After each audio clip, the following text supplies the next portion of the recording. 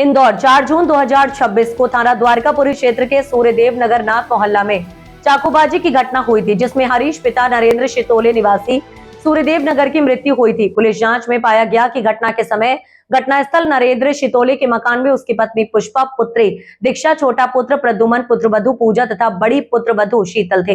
परिवार के सभी लोग शीतल पर चरित्र को लेकर आरोप प्रत्यारोप लगा रहे थे। इस बात को लेकर शीतल का इन लोगों से विवाद हुआ था।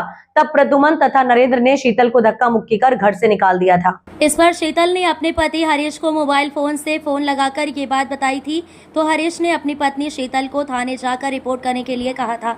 हरीश स्वयं अपना काम छोड़कर घर पहुंचा, जहां अपनी पत्नी शीतल के साथ हुए दुर्व्यवहार को लेकर उसका विवाद प्रद्युमन तथा नरेंद्र से हुआ। विवाद के दौरान मारपीट प्रारंभ हो गई, जिसके दौरान प्रद्युमन ने हरीश के जांघों पर चाकू से वार किया, जिससे वह घायल हो गया। तब घबरा कर ये लोग हरीश शितोले को महाराज यशवंत राव अस्पताल लेकर गए तथा वहां बताया कि हरीश पहली मंजिल से नीचे गिर गया था, जिससे उसे चोट लगी थी। ज्यादा खून बह जाने के कारण हरीश की मृत्यु हो गई।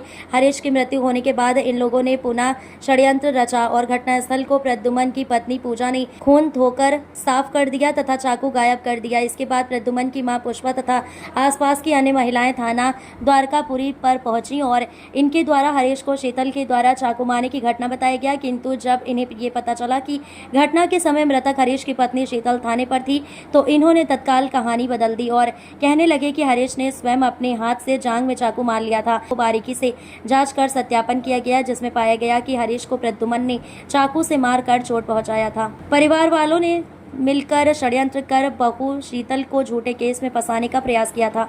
उक्त आधार पर हत्या तथा साक्ष्य नष्ट करने व षड्यंत्र का प्रकरण पंजीबद्ध किया गया है। आरोपीगढ़ को गिरफ्तार कर लिया गया है। को लेकर एक हत्या का मामला सामने आया था। सर, क्या पूरी इसकी डिटेल और कितने आरोपी अभी इस पर गिरफ्तार किए गए? ये मामला पारिवारिक विवाद का, विशुद्ध पारिवारिक विवाद का है। इसमें हरीश शितोले नाम का व्यक्ति है, इसके भाई के साथ इसका विवाद होता है।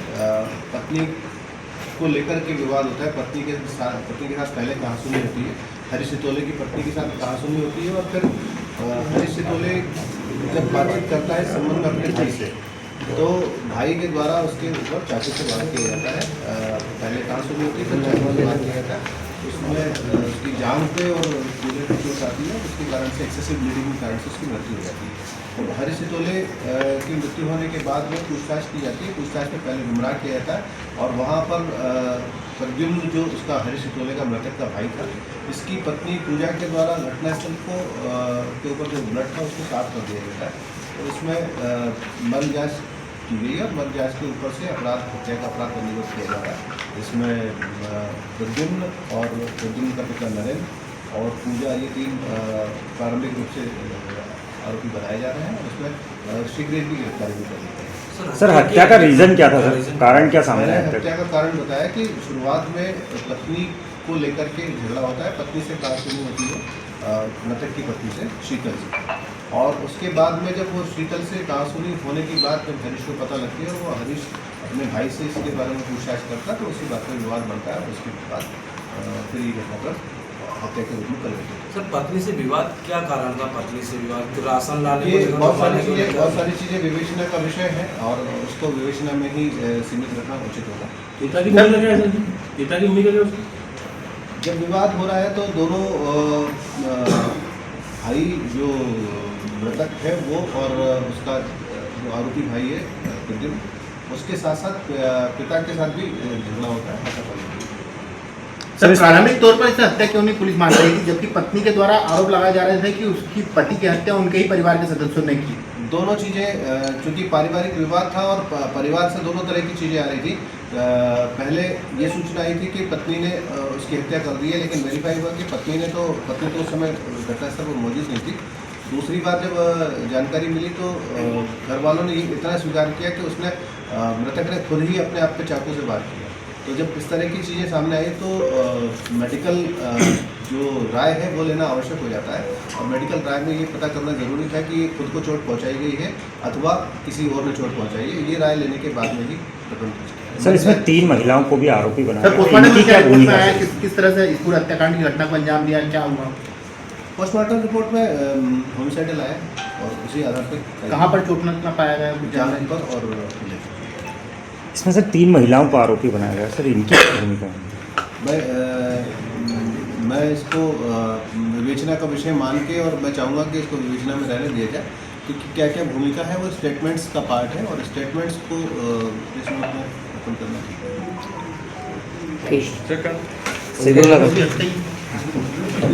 श्रीवास्तव नाम का युवक है, इसकी हत्या 4 जून की रात्रि में 10:25 के लगभग एक घटनाक्रम होता है जिसमें हो जाती है। इसमें 7 आरोपी सामने आते हैं और उनकी गिरफ्तारी भी कर ली गई है। कृष्ण श्रीवास्तव का 4-5 दिन पहले, लगभग 10 दिन पहले, 22-23 मई के आसपास की बात है, झगड़ा होता है, कहासुनी होती है अनिकेत पाल से, और अनिकेत पाल के द्वारा इसको और कृष्ण श्रीवास्तव के बीच में जो कहासुनी होती है, इसकी चर्चा कृष्ण श्रीवास्तव के द्वारा अपने एक दोस्त आदर्श जोशी से की जाती है। आदर्श जोशी जो कृष्ण श्रीवास्तव का भी दोस्त था और आरोपी अनिकेत का भी दोस्त था।